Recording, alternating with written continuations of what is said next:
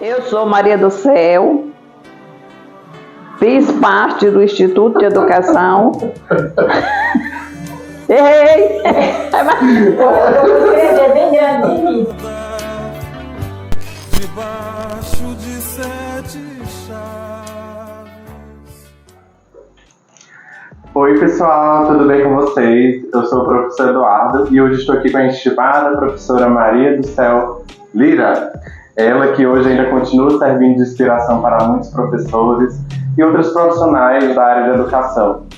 E a senhora sabe que não foi apenas uma professora, mas foi uma guia, uma mentora, uma mulher inspiradora. Mas quem melhor para falar de Maria do Céu do que a senhora mesma? Quem é Maria do Céu? Eu sou Maria do Céu Pereira Lira Costa, filha de Hortêncio Pereira Lira e de Terezinha de Jesus Rodrigues Pereira Lira. Sou barrense, nasci aqui nesse pé de morro, até hoje moro aqui. A única diferença é que a casa de meu pai era ali e a minha aqui, mas toda a vida fui aqui, esse bairro Boa Vista. Nasci e me criei até hoje. E antes da senhora ser professora do Instituto Barrense de Educação, que foi conhecido no nosso município, o IB, quem foi Maria do Céu Pereira Lira? Que formação a senhora teve?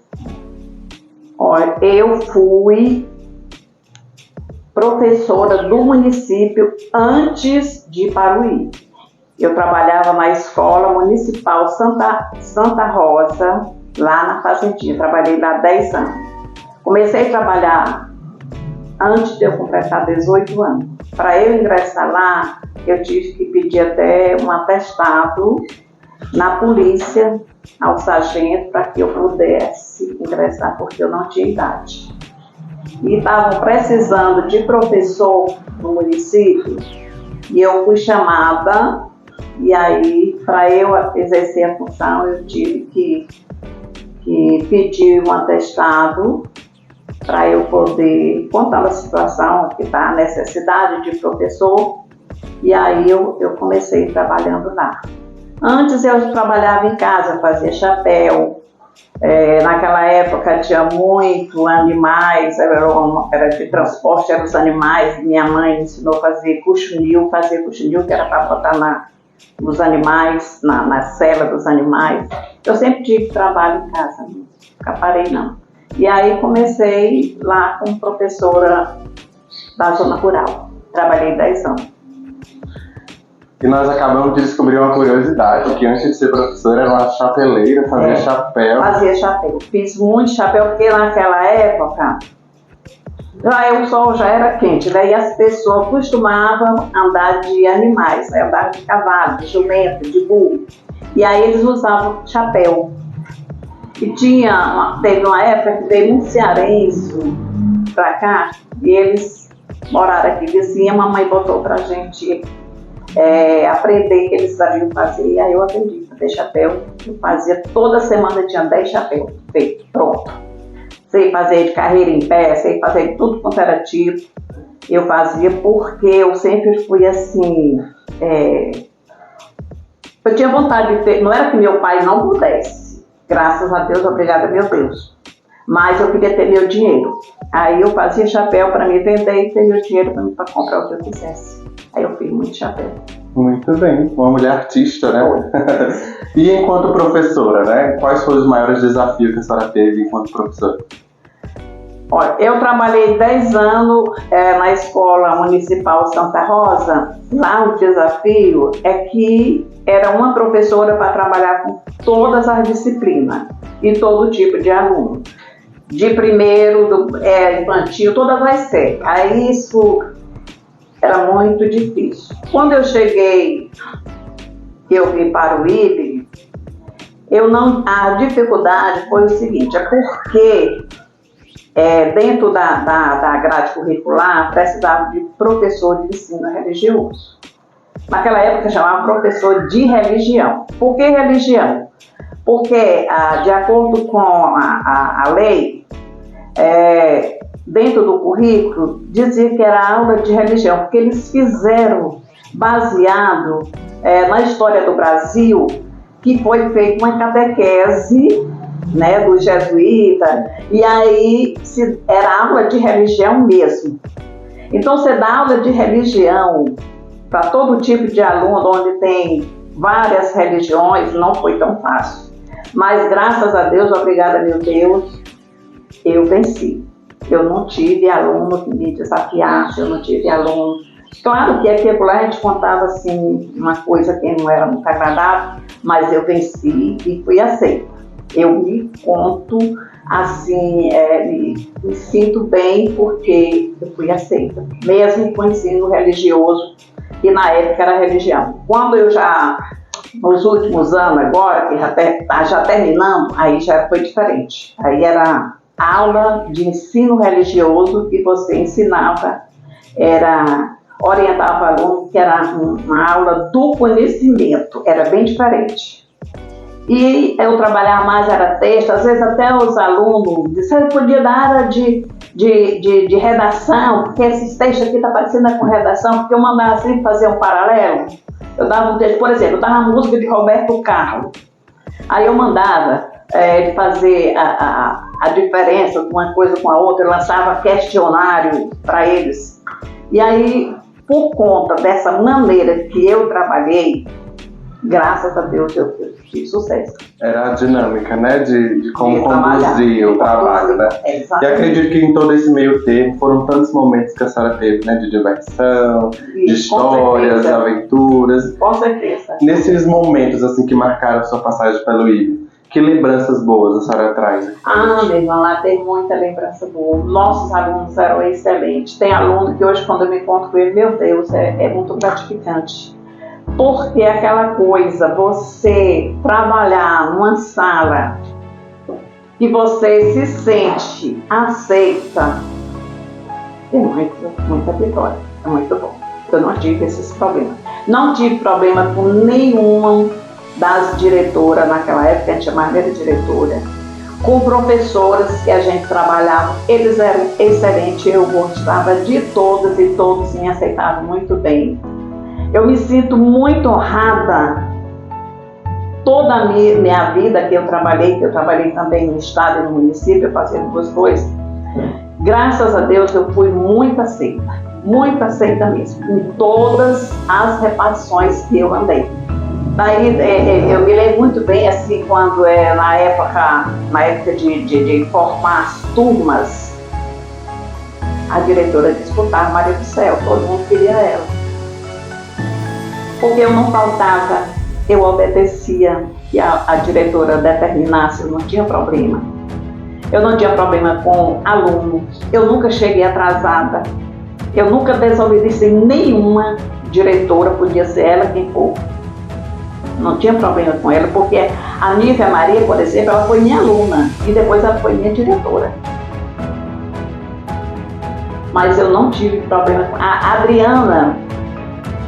Também foi minha diretora, porque depois ela foi ser diretora do IB. Mas a gente se dá muitíssimo. Então hoje, quando a gente se encontra, é um cheiro. A Rosilda, meu Deus do céu, é um amor de pessoa. Um encontro de muitas histórias, né? Jesus, é bom demais. Lá só tem uma coisa boa. Só tem uma coisa boa. Eu não tenho um momento. O menino ali, o Gil, meu Deus do céu, o Gil é um amor de pessoa, fazia meus textos, mesmo que ele tivesse assim de trabalho. Mas ele me atendia, ele não me deixava na mão, ele coisa meus. Eu já em casa, aposentada, o Gil chegou um dia e disse para mim, professora, toda hora as pessoas estão atrás dos seus textos. Eu acho que ele ficava enjoado de procurar lá, né, no arquivo dele. Eu disse, meu filho, fica por sua conta, se você não quiser, apague. E hoje, né, a escola não carrega mais o título Instituto Barrincha de Educação, mas a Escola Desembargadora em Mateati. A gente consegue ver que a casa não é mais a mesma. Hoje a senhora já acredita que já conseguiu retornar à casa com esse título dessa nova escola. A senhora consegue elencar o que mudou, o que a senhora vê na escola atualmente?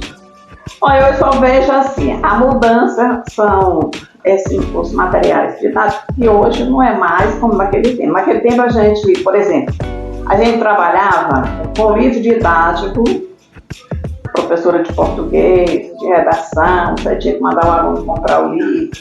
Aí botava para ele fazer a leitura, a gente tinha que xerocar os textos, ou então digitar lá na máquina, como é que chamava máquina, aquela máquina antiga que datilografar, exatamente.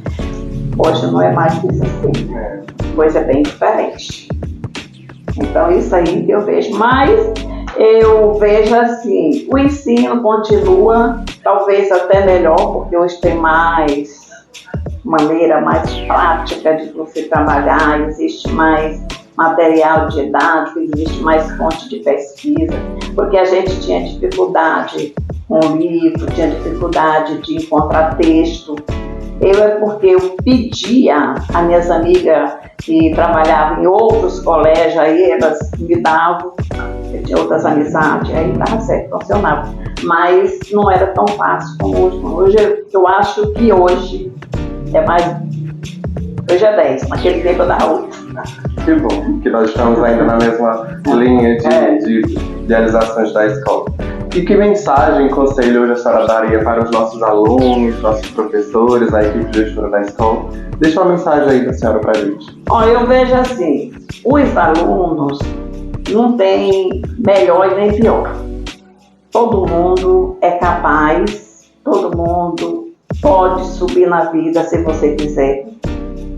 Porque não existe, eu não acho que exista, alguém é pobre, alguém é rico, alguém se formou porque é pobre, porque a gente vê muito esse conceito na cabeça de alguns alunos. Eu me lembro muito bem que eu fui professora da Cítia, que é uma menina que hoje é formada, o menino que irmão dela, o João Paulo, que é hoje até médico, e às vezes ela chorava para mim e dizia: professora, eu tenho vontade de me formar, mas eu não vou conseguir, porque minha filha, você vai conseguir sim, não se preocupe que você vai. E ela conseguiu. Você tem que pensar positivo, olhar para frente, caiu, levanta, hoje é ruim, amanhã é melhor. Então eu aconselho todos que o futuro de toda a juventude hoje é que se você não estudar, você não é nada. Você não pode ter sem estudar. Não ter força de vontade. Só isso. Se você querer, você pode. Agora, se você pode e você não quer, dá na mesma, né? Você vê tantas pessoas que têm dinheiro, posição, oportunidade e não quer nada na vida, não faz nada. E você vê, às vezes, uma pessoa que você, às vezes, nem dá muito crédito, pensando que ele vai em frente, consegue. Então, tanto para os professores que estão lá, como os alunos também, estude e vai em frente. Professor também, para você ser um bom professor, você estuda todo dia. Quantas vezes eu na minha casa, quando meu pai era vivo, que eu morava lá em casa, na época que não tinha luz, meu pai cansou de ir lá e apagava a lamparina para ele dormir, porque já estava tarde. Porque se você não estudar, não dá não. Ninguém sabe de nada. Eu dei todas as disciplinas que existem. Eu fui professora até de inglês. No estado, um período que faltou e me mandaram estar lá. E eu dei conta. Eu não sou professora de inglês, eu não sei, mas eu procurei naquele período, porque era um tempo curto, eu dei conta. Mas eu estudava.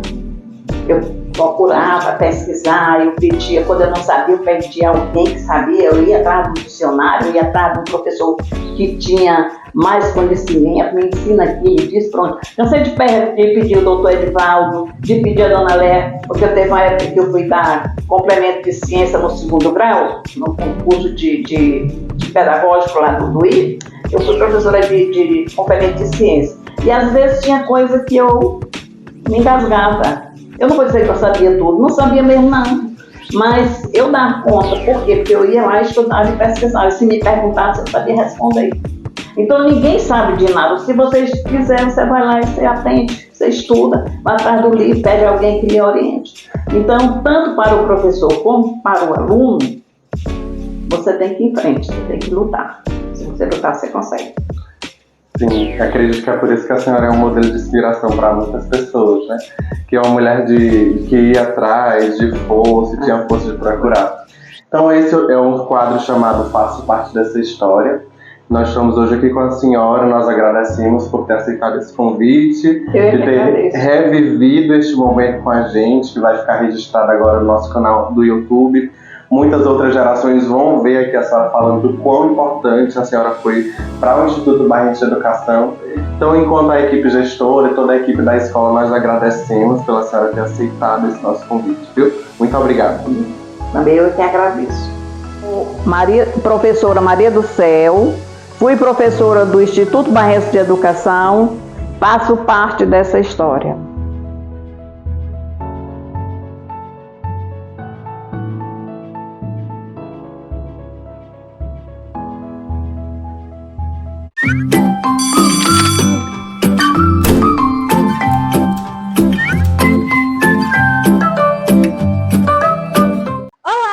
Tudo bem com vocês? Eu sou a tia Bianca, professora de ciências, e hoje eu vou te ensinar um experimento super legal para você fazer em casa, tá bom? Olha aqui! Tantararã! Olha que legal, pessoal! Um balão, uma garrafa e um líquido. O que será esse líquido aqui? Vamos aprender a encher o balão utilizando 2 ingredientes básicos que você pode encontrar na sua casa. Vamos lá com a tia? Bom, o que utilizaremos nesse experimento? Bom, nesse experimento a gente vai utilizar uma garrafinha PET, tá bom? Essa aqui eu estou utilizando uma garrafa de água. Também vou utilizar aqui o bicarbonato, tá, pessoal? Bicarbonato de sódio. Aqui tem 40 gramas. Um balão, tá bom? Você pode escolher na cor da sua preferência. E aqui eu vou utilizar também o vinagre, tá? O primeiro passo do nosso experimento consiste em a gente colocar uma certa quantidade de vinagre aqui dentro da nossa garrafinha, tá bom? Vamos lá.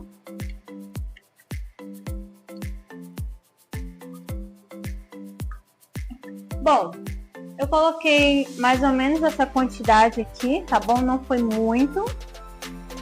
O próximo passo vai ser a gente abrir aqui o nosso bicarbonato.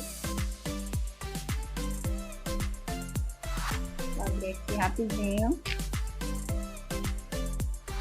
E a gente vai despejar uma determinada quantidade, pouquinho mesmo, dentro do balão. Você pode utilizar também um funil para fazer isso, tá bom? Que eu tô utilizando um saquinho mesmo, né? Vou encher o meu balão aqui com muito cuidado. Vou encher aqui com bicarbonato, tá bom? Não precisa ser muito, não precisa encher todo o balão, tá bom? Estou utilizando mais ou menos isso aqui, tá? Não precisa ser toda a embalagem. Agora, com bastante cuidado, a gente vai prender, tá bom?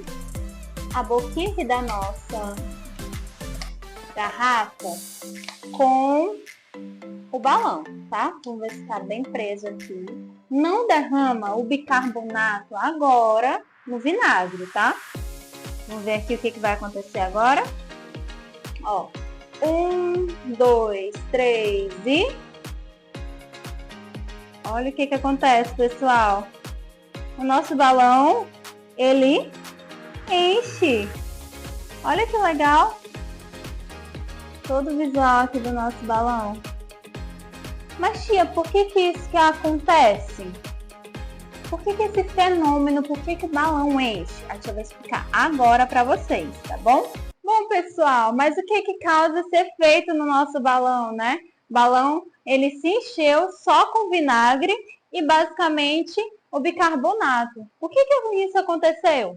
Isso ocorre devido à junção entre o bicarbonato e o vinagre. O vinagre, ele é um tipo de ácido, tá bom? E o bicarbonato, ele é uma base. Quando a gente mistura os dois, a gente tem uma reação ácido-base. Essa reação, ela vai gerar aí pra gente o dióxido de carbono, tá bom? Ou melhor, o CO2, tá bom? E com isso, esse gás aqui, como ele está aprisionado, né, ele é um gás que se expande muito. Então, como ele está aprisionado, ele vai basicamente fazer com que o nosso balão encha, né? Porque ele quer ser liberado, basicamente. E como aqui está tampado pelo balão, é isso que acaba acontecendo. nosso balão acaba sendo enchido só utilizando essa reação. E aí, pessoal, vocês gostaram do nosso vídeo? Eu espero que sim.